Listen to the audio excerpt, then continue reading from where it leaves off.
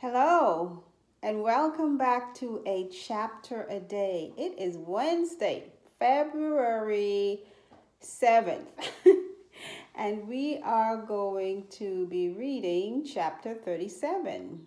I wonder if I can do that.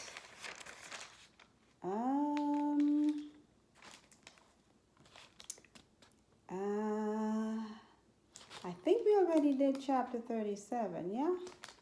Okay, so we are going on to chapter 38. Sorry, wrong day.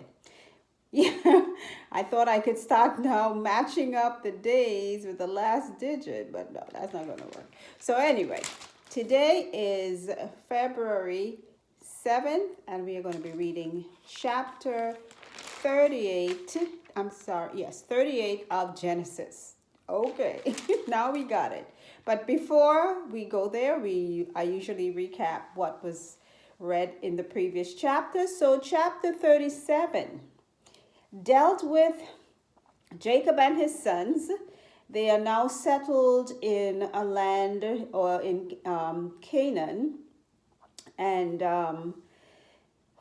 Jacob has a favorite because Rachel was his favorite wife, and therefore her son Joseph was his favorite son, in addition that he had him in his older years. So he showed the favoritism, I guess, very clearly. So by giving Joseph a lovely, colorful coat, I guess that represented some sort of specialty to him. And of course, the other sons and children are looking on and realizing, hey, you know what? Dad is all loving up Joseph. What about us? So, of course, animosity among the siblings took place. Then Joseph had a dream, and in it, he dreamt that there were sheaves in a field, and I believe that his sheaf was standing by itself upright, while the sheaves of all the other brothers were bowing down to his sheaf. Now, he was a bit naive, I guess, because he was young. I don't know if he realized how much they didn't like him, or he, I don't know. Maybe he was unaware, young and naive. So he told them the dream. Of course, they were not happy, made it even worse, their feelings toward him.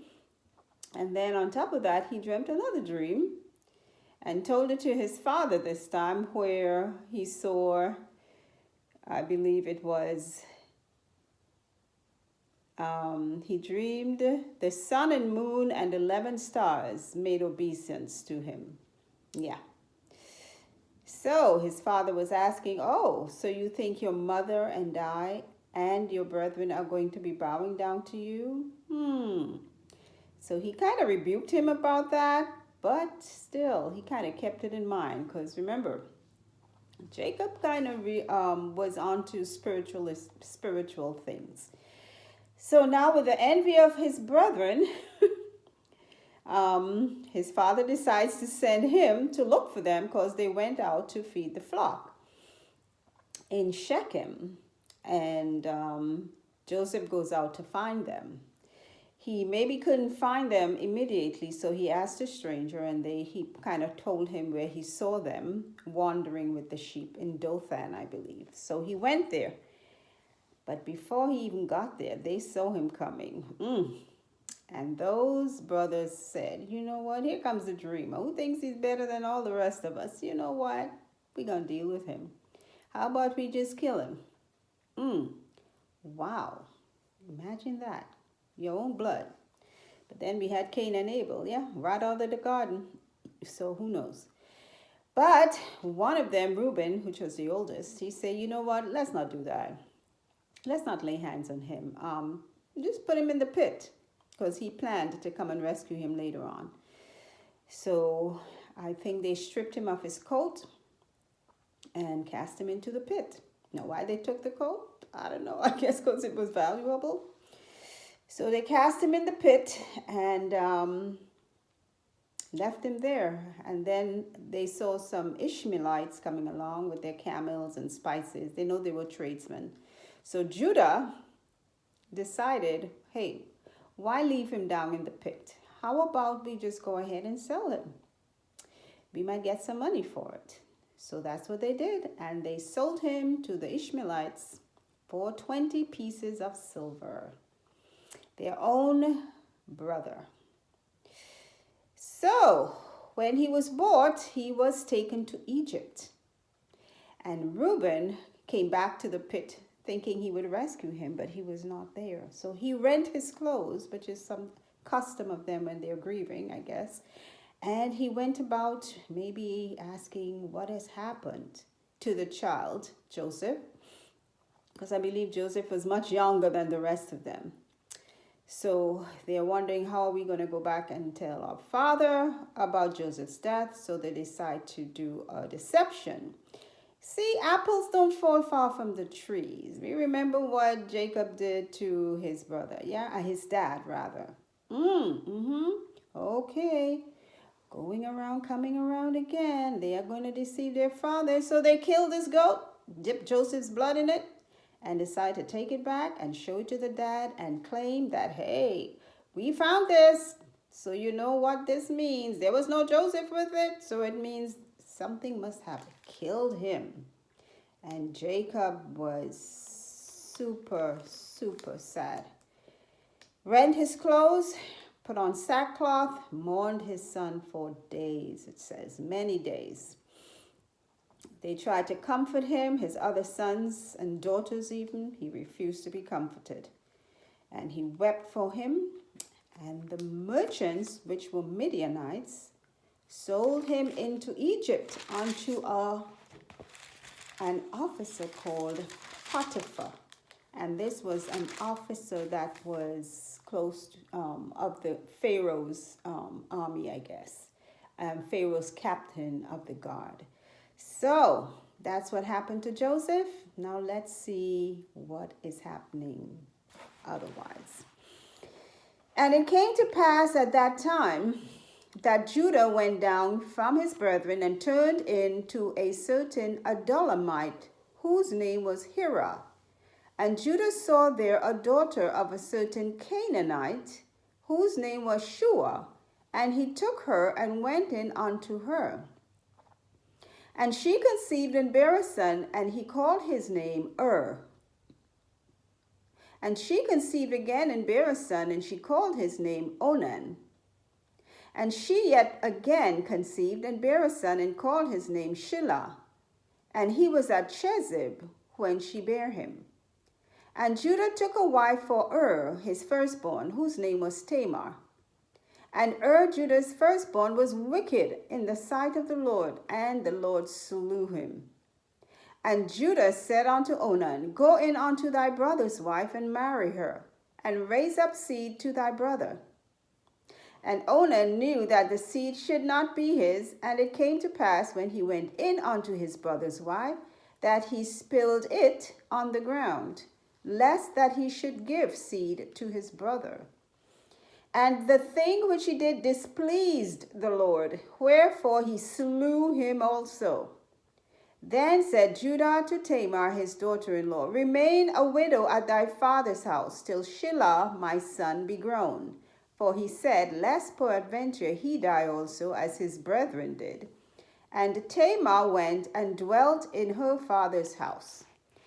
And in process of time, the daughter of Shua, Judah's wife, died. And Judah was comforted, and went up unto his sheep-shearer to Timnath, he and his friend Hira the Adullamite. And it was told to Tamar, saying, Behold, thy father-in-law goeth up to Timnath to shear his sheep. And she put her widow's garments off from her, and covered her with a veil, and wrapped herself, and sat in an open place, which is by the way to Timnath. For she saw that Shelah was grown, and she was not given unto him to wife. When Judah saw her, he thought her to be an harlot, because she had covered her face. And he turned unto her by the way, and said, Go to, I pray thee, let me come in unto thee. For he knew not that she was his daughter-in-law. And she said, What wilt thou give me, that thou mayest come in unto me? And he said, I will send thee a kid from the flock. And she said, Wilt thou give me a pledge till thou send it? And he said, What pledge shall I give thee? And she said, Thy signet and thy bracelets, and thy staff that is in thine hand.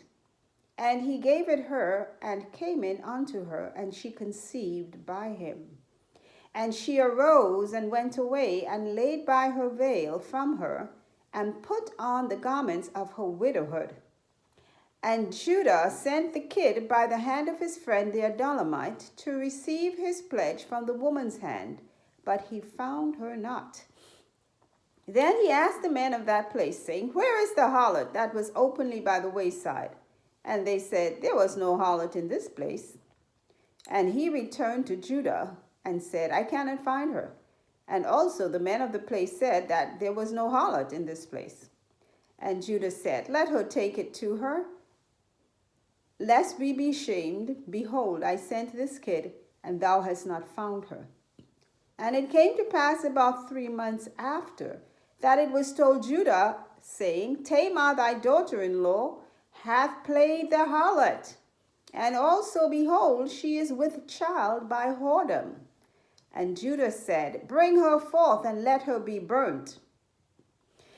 When she was brought forth, she sent to her father-in-law, saying, By the man whose these are, am I with child. And she said, Discern, I pray thee, whose are these, the signet and bracelets and staff. And Judah acknowledged them and said, She hath been more righteous than I, because that I gave her not to Shelah my son. And he knew her again no more. And it came to pass in the time of travail, that behold, twins were in her womb. And it came to pass, when she travailed, that the one put out his hand, and the midwife took and bound upon his hand a scarlet thread, saying, This came out first. And it came to pass, as he drew back his hand, that behold, his brother came out. And she said, How hast thou broken forth? This breach be upon thee. Therefore his name was called Pharez.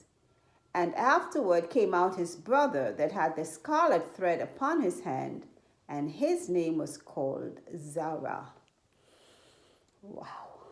Sounds like a bit of history repeating itself. My goodness. The Bible is so interesting, uplifting, spiritual, but so interesting. And I thank you all once again for listening, for viewing the channel. I hope again that you be inspired, uplifted, have some sort of thought come into your mind while you hear the reading. And if you do, feel free to send me a comment or a question, and I will be more than happy to address it. Until then, have a wonderful rest of your day. Bye.